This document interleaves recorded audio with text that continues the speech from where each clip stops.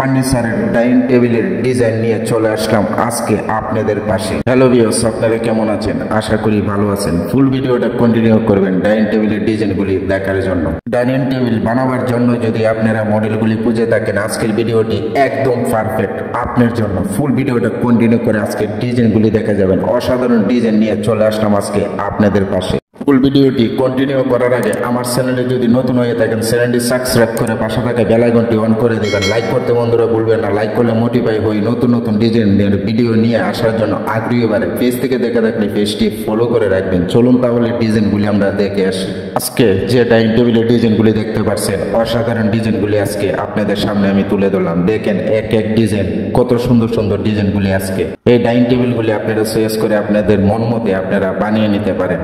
আপনি যদি dining room যদি আপনারা সাজাতে চান একটি ডাইনিং টেবিল দিয়ে, তাহলে আমি বলবো আজকের ভিডিও থেকে ডাইনিং টেবিলগুলি আপনারা চয়েস করে রাখতে পারেন। একদম 2025 সালের নতুন মডেলের ডাইনিং টেবিলগুলি আজকে আপনাদেরকে আমি দেখাতে চলেছি। ফুল ভিডিওটা কন্টিনিউ করে ডাইনিং টেবিলগুলি দেখার চেষ্টা করুন। যদি আপনারা ডাইনিং টেবিল বানাতে চান, আমি বলবো এই ভিডিও থেকে একটি ডাইনিং টেবিল চয়েস করে বানাতে পারেন। আপনারা যদি ডাইনিং টেবিল বানাতে হয়, আপনাদের যদি মনে করেন আপনারা সাইড চেয়ারের ডাইনিং টেবিল বানাবেন, একটি ডাইনিং টেবিল চয়েস করে সাইড চেয়ারের মধ্যে ডাইনিং টেবিল বানাতে পারবেন। 6 চেয়ারের মধ্যে ডাইনিং টেবিল বানাতে পারবেন। 8 চেয়ারের মধ্যে আপনারা ডাইনিং টেবিলগুলি বানিয়ে নিতে পারবেন। আপনাদের নিজেদের ব্যক্তিগত ব্যাপার চেয়ারের মধ্যে ডাইনিং টেবিলগুলি বানাতে চান। এই ভিডিওতে যে ডাইনিং টেবিলগুলি আপনারা দেখতে পাচ্ছেন, সম্পূর্ণ ডাইনিং টেবিলগুলি চিটাগাং সেগুন কাঠের তৈরি করা। চিটাগাং সেগুন কাঠ দিয়ে ডাইনিং টেবিলগুলি বানানো হয়েছে।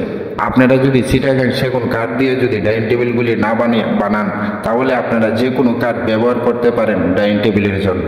শুধুমাত্র আপনাদের নিজেদের একান্ত ব্যক্তিগত ব্যাপার। আমি আপনাদেরকে বলবো, টাকা যখন খরচ করবেনই, তাহলে চিটাগাং সেগুন কাঠ বাছাই করে নিতে পারেন। একটি চিটাগাং সেগুন কাঠ দিয়ে যদি ফার্নিচার বানান, তাহলে টেকসই মজবুত অনেক বেশি হয়। এমনকি আপনি গ্যারান্টিযোগ্য একটি ফার্নিচার ইউজ করতে পারেন। অনেকে বলতে পারেন একটি ডাইনিং টেবিলের প্রাইস কত টাকা পড়বে। ডাইনিং টেবিলে ব্যবধান আছে। কোন ডাইনিং টেবিলটি আপনারা বানাতে চান আমাকে যদি বলেন, কমেন্টের মধ্যে আমি আপনাদেরকে উত্তর দিয়ে দেব কোন ডাইনিং টেবিলে কত টাকা প্রাইস পড়বে। এ টু জেড কাঠ সম্পর্কে আমার কাছ থেকে যে কোনো বিষয়ে জানতে পারেন। আপনাদের বাজেট যদি কম হয়ে থাকে, তাহলে আমি বলবো আকাশমণি কাঠ ব্যবহার করতে পারেন ডাইনিং টেবিলের জন্য। আকাশমণি কাঠ দিয়ে ডাইনিং টেবিলগুলি বানিয়ে নিতে পারেন।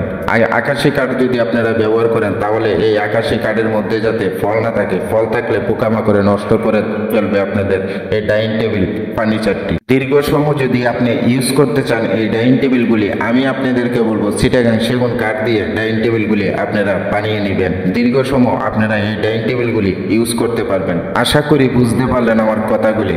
আপনারা যদি আমার কথাগুলি মেনে যদি আপনারা ফার্নিচারটি বানান, তাহলে টেকসই একটি ফার্নিচার আপনি ঘরের জন্য ক্রয় করতে পারবেন, অথচ বানাতে পারবেন। ভিডিওটি যদি ভালো লাগে, তাহলে চ্যানেলটি সাবস্ক্রাইব করে রাখবেন। নিত্য নতুন ডিজাইনগুলি প্রতিনিয়তই দেখতে পাবেন। ভালো থাকবেন, সুস্থ থাকবেন। দেখা হবে নতুন আরেকটি ভিডিওতে। ধন্যবাদ সবাইকে।